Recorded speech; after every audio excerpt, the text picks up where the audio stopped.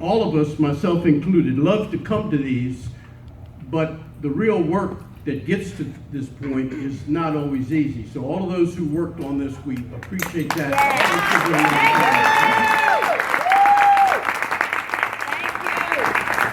Thank you. So I pull up this evening, and there's an awful lot of Prince George's County police cars in the parking lot. I said, oh my goodness, they knew who was coming tonight.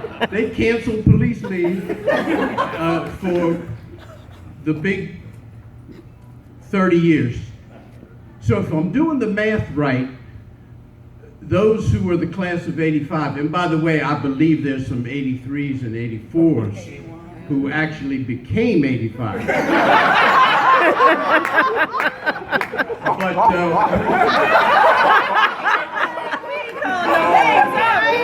we would not call names because the statute of limitations has passed. But anyway, so doing the math, that means you guys are pushing the big 5-0. You didn't think that was going to happen to you.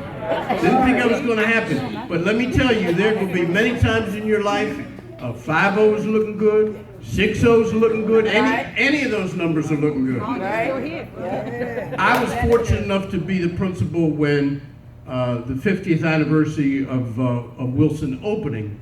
Wilson opened in 35, and I was fortunate enough to be the principal. I got invited back when the 75th anniversary was held, which coincided with the opening of the renovated building. For those of you who have not seen your renovated alma mater, I would suggest you try to get by there.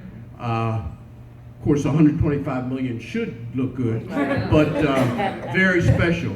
So I was there for 50. I got invited back for 75. I'm not sure I'm going to be available for the 100th anniversary.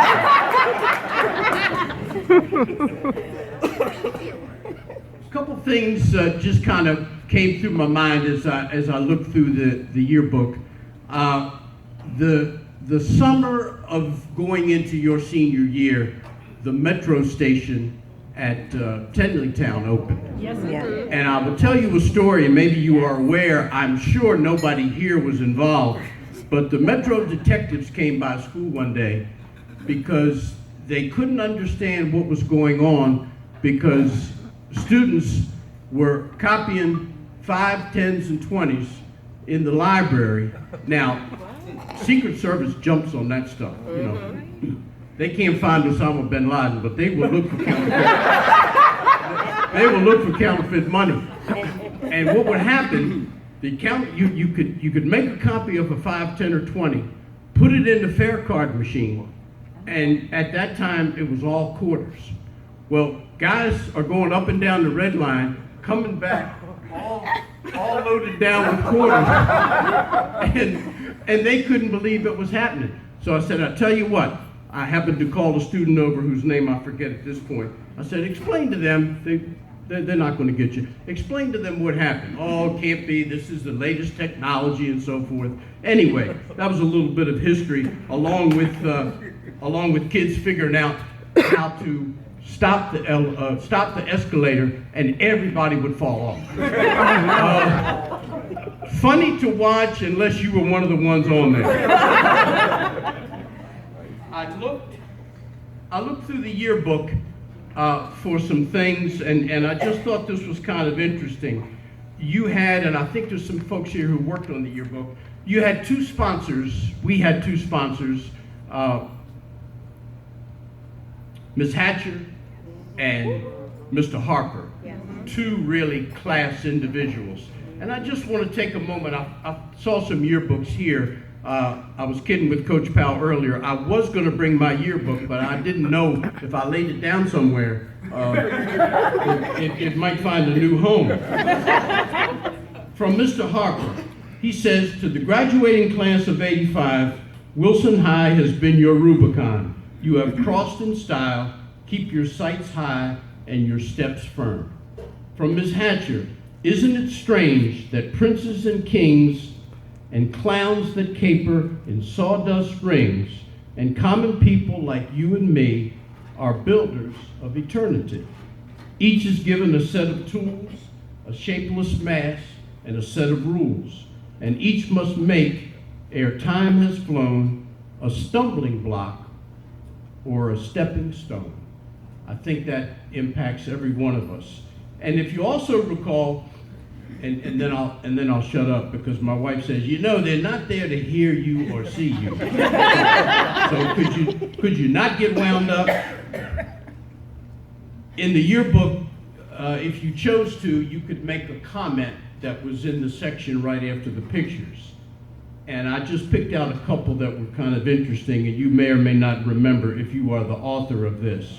One said, all people are created equal. After that, you're on your own. Another one, do unto others before they do unto you. Another one, no wine will be sold before it's time. You see, we're very, very profound with these. This is interesting. You'll remember this one. And yes, you can have this TV set here, 50 by 4 inches screen, Joe Jacoby. Joe Jacoby used to hustle those big screen TVs from the Redskins. A little more serious.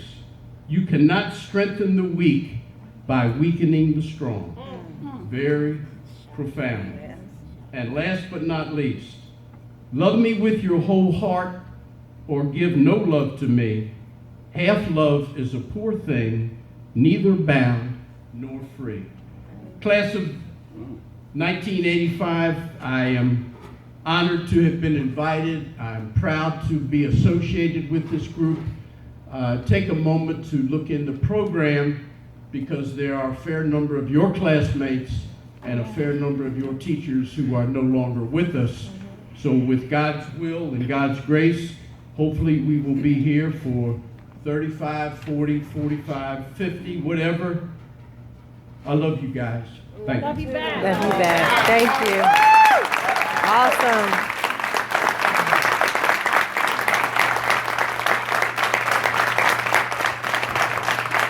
Thank you, Mr. Durso. All right, we're going to have lighting of the candles.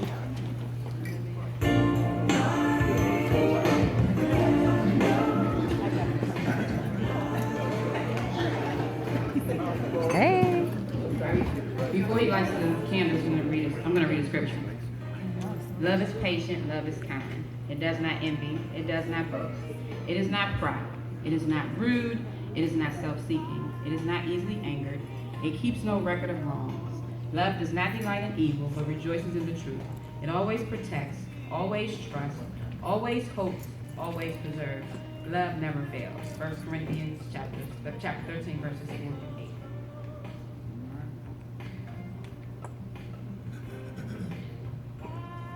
Jerry's telling me what to do. All right, so in your program, we have some teachers, names of the teachers that we know, and then I'm going to read those, so you can read along with me. William McDaniel.